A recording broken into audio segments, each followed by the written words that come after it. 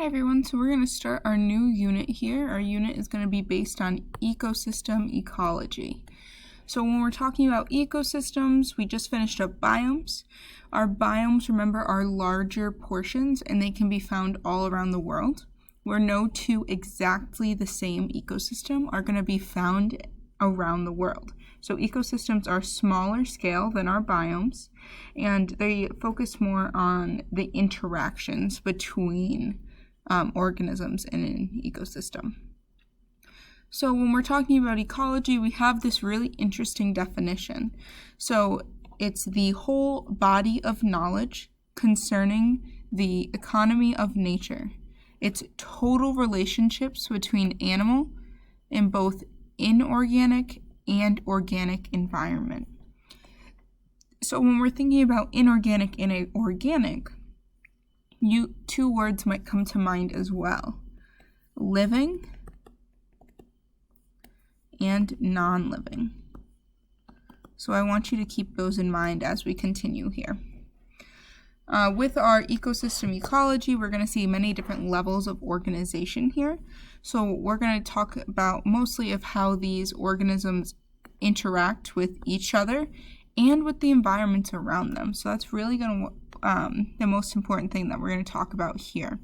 There's many different types of organization, and there's also many different factors that are going to affect a habitat. How many animals are found there, how many plants are found there, the weather, what it's like throughout the year. All these different things are going to affect that habitat and how it is maintained and lived in. Well, the first thing we're going to want to talk about is biotic and abiotic factors.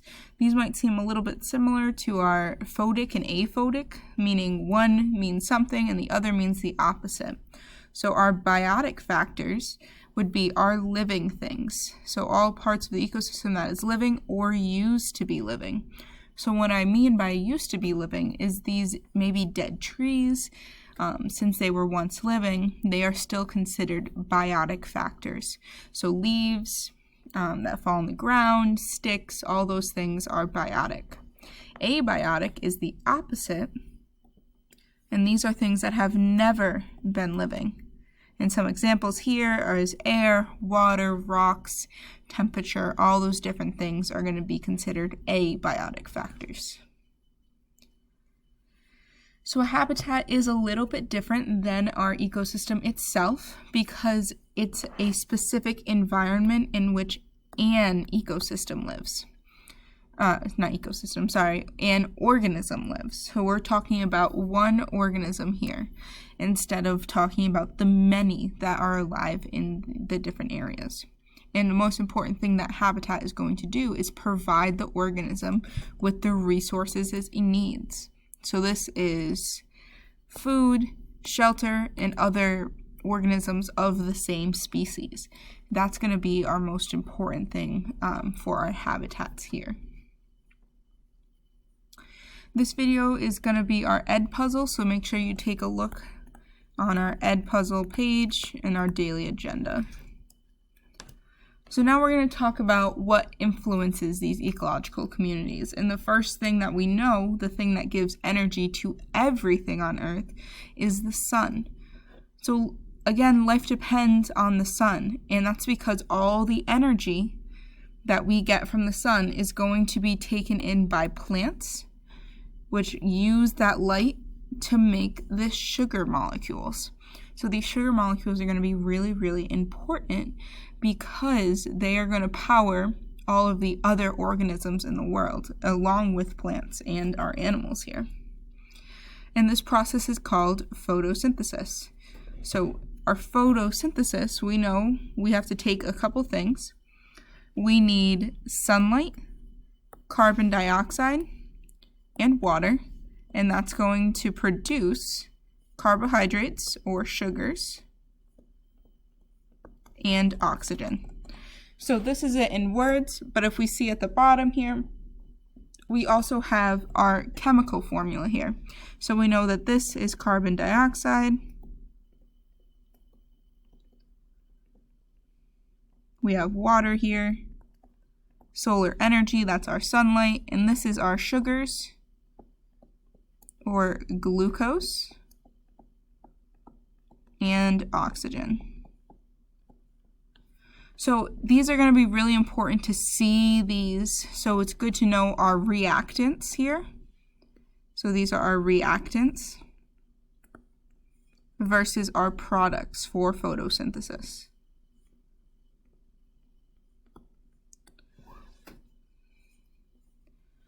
So we know that those things that do the making of the sugars, those are going to be our plants or our primary producers. So those words can now be interchangeable when we're talking about ecosystem ecology here.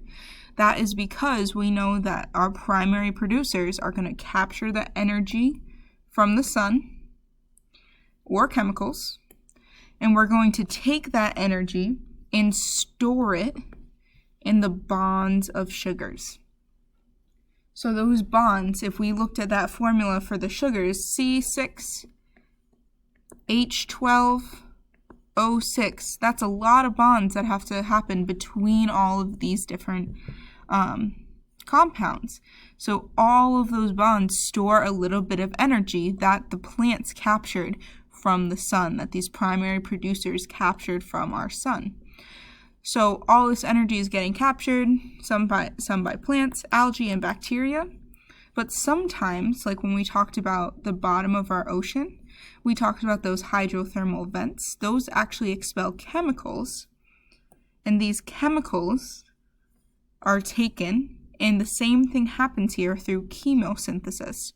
So it's taking the chemicals, the bacteria takes those in, and it's going to make, again, those sugars that can help other animals survive in those really tough ecosystems like those hydrothermal vents, which are really interesting here. So if we have our producers and they're making our sugar, we need something that's going to take that sugar for themselves, and what we call that is our consumers. So our consumers require other organisms for energy and nutrients. And there's a couple different types of consumers that we're going to see here. First one is herbivores. So those are animals that are going to eat plants. We have carnivores, animals that eat meat only. Omnivores are going to eat both plants and animals. And then we also see detritivores and decomposers, which we know we're going to break down this non-living organic matter. So they're eating the dead trees, the dead animals that are there as food, but also breaking it down for our soil. And all of these different types are going to be considered our consumers or heterotrophs. So the important thing to see here is that they're using the oxygen and the sugar that are provided in photosynthesis and release it as energy. And this is called cellular respiration. So yes, our consumers are going to do this, but also our primary producers are going to do it as well, because we know that those plants and bacteria are also going to need that sugar to survive and get energy in a different form. So they're able to absorb the sunlight energy, but they need to use the energy in a different form to perform their daily processes as well. So those are the different types here. We're going to see a little table. So we know that our producers, they make their own food, so they do not need anything. These are our plants, cactus, flowering plants, algae, and bacteria. Our consumers need to get their energy by eating producers or other consumers. So let's take a look at our different types of herbivores. We know that our herbivores eat plants or producers. So here we go. Carnivores are going to eat other consumers or other animals. Our herbivores eat both producers and consumers, so both plants and animals. And then our decomposer at the last one is going to eat those dead organisms, breaking those down like that. So last thing we're going to talk about is that cellular respiration and how that functions. So during cellular respiration, we're absorbing oxygen and using it to release the energy from our food. So these processes, we're going to take this glucose and the oxygen. And we're going to make carbon dioxide,